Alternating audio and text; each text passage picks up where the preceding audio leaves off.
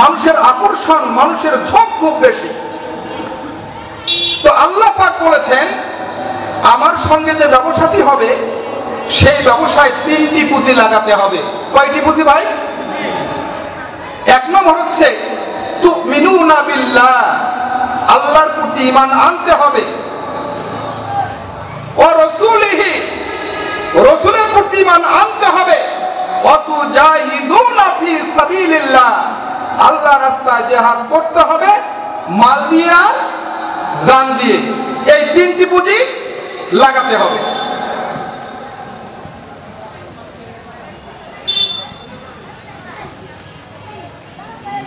তো মানুষের মধ্যে কেউ কেউ বলেন যে আল্লাহ পাক মানুষের জন্য, মানুষের হেদায়েতের জন্য তিনি কোনো পথ তৈরি করেন নাই। কিন্তু আমরা লক্ষ্য করি আল্লাহ পাক রব্বুল আলামিন কত পথ তিনি তৈরি করেছেন। আমরা শুনবো তো ইনশাআল্লাহ।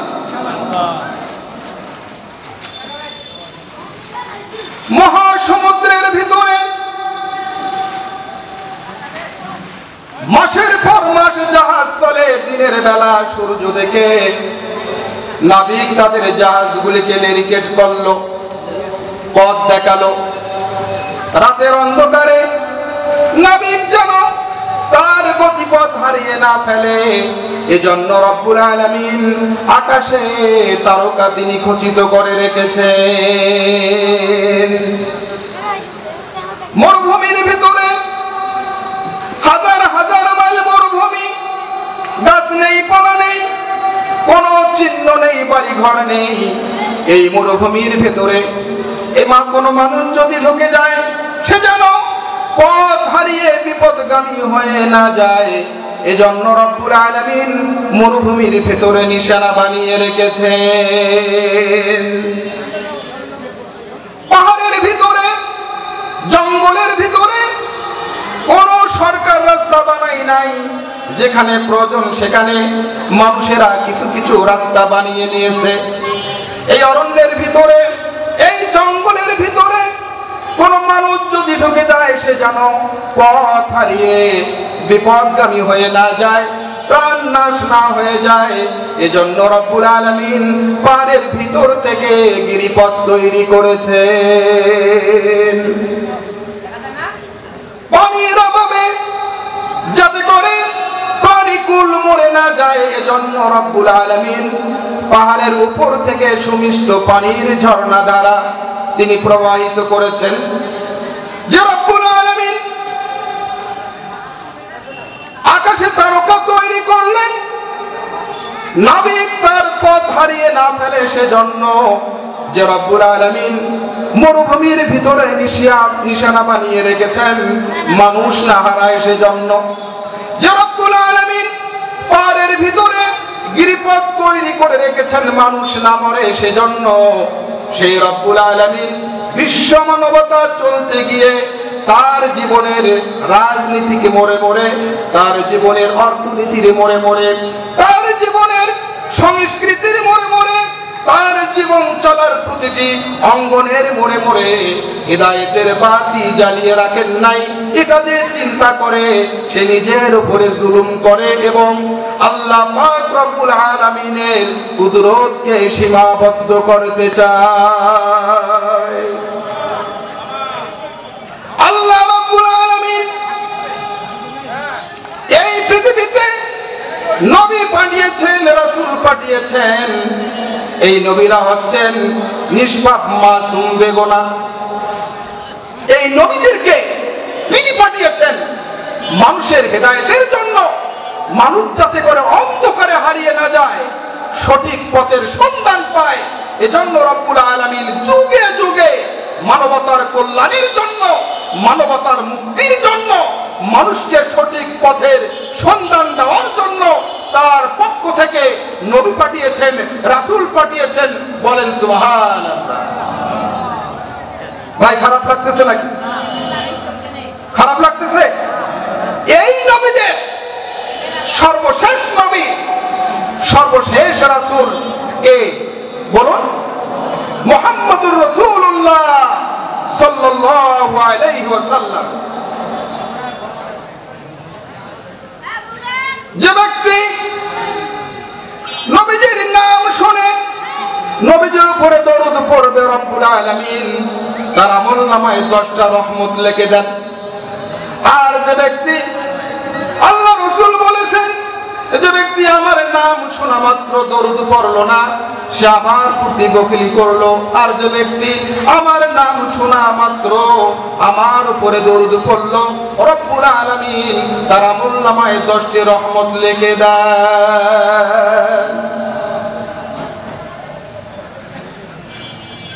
আল্লাহ পাক রব্বুল আলামিন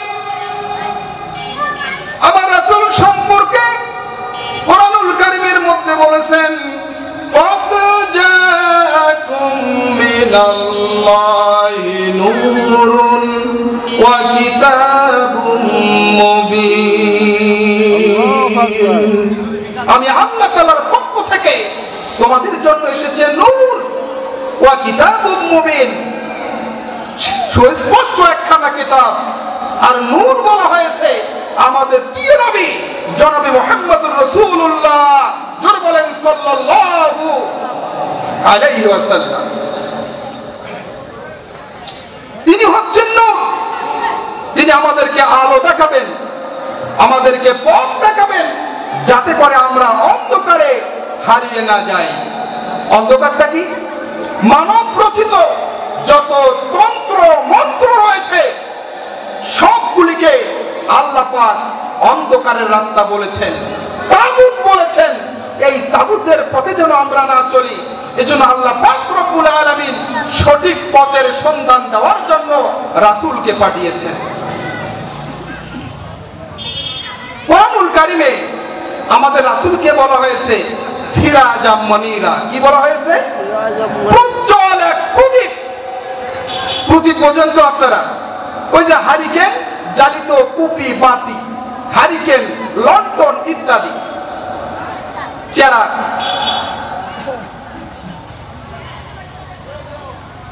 তো আমাদের ভাববার বিষয়, চিন্তার বিষয় যে আমাদের নবী, বিশ্ব নবী, এত বড় নবী, তাকে তুলনা করা উচিত ছিল সূর্যের সাথে, চাঁদের সাথে। কি বলেন? কি বলেন? কিন্তু আল্লাহ পাক তা না করে করলেন কিসের সাথে ভাই? কিসের সাথে করেছেন? চেরাগের সাথে। এর মধ্যে হিকমতটা কি? এর মধ্যে হিকমত হচ্ছে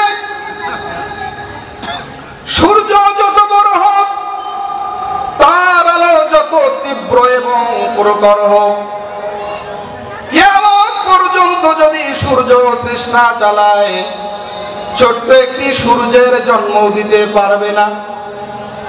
চাঁদ যত সুন্দর হোক, চাঁদের আলো যত স্নিগ্ধ এবং মধুময় হোক না কেন, কিয়ামত পর্যন্ত যদি চাঁদ চেষ্টা করে, ছোট্ট একটি চাঁদের জন্ম দিতে পারবে না।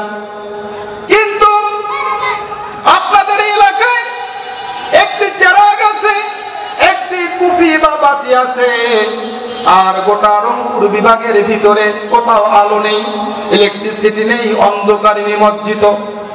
রহমতপুরে, এই রহমতপুর রহমানিয়ায় একটি চেরাগ রয়েছে, একটি বাতি বা কুফি রয়েছে।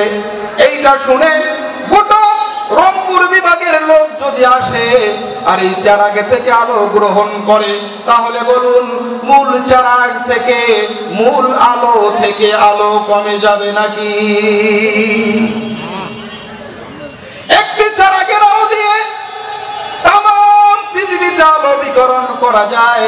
এজন্য আল্লাহ পাক রব্বুল আলামিন তার নবীকে সূর্য এবং চাঁদের সাথে তুলনা না করে চেরাগের সাথে তুলনা করেছেন। নবীর জ্ঞান সেই চেরাগের মতো, নবীর জ্ঞান সেই আলোর মতো, যেই জ্ঞান দিয়ে কিয়ামত পর্যন্ত যত উম্মত আসবে, যত মানুষ আসবে, নবীজির জ্ঞান থেকে তারা আলো নিতে পারবে। এর জিকির করেন লা ইলাহা লা ইলাহা লা ইলাহা। জিকির করেন আর আস্তে আস্তে এগিয়ে আসেন। একটা জায়গা ছাটকা করে দেন, একটু চেপে চেপে বসেন ভাই, ঠান্ডার দিন গরম লাগবে, অন্যরা আসতেছে, আমরা তাদেরকে সুযোগ করে দিই। লা ইলাহা লা ইলাহা লা ইলাহা। পাখির গানে গানে হাওয়ার তানে তানে ওই নামেরই গান শোনা যায়, ওই নামেরই সুর শোনা যায়। মন করে পাগল লা ইলাহা লা ইলাহা লা ইলাহা লা ইলাহা ইল্লাল্লাহু মুহাম্মাদুর রাসূলুল্লাহ সাল্লাল্লাহু আলাইহি ওয়াসাল্লাম। আমাদের হেদায়েতের জন্য আল্লাহ পাক নবী পাঠিয়েছেন, আমাদেরকে সঠিক পথের সন্ধান দেওয়ার জন্য, একটা সঠিক পথে দিশা দেওয়ার জন্য তার পক্ষ থেকে নবী পাঠিয়েছেন, রাসূল পাঠিয়েছেন। জোরে বলি সুবহানাল্লাহ।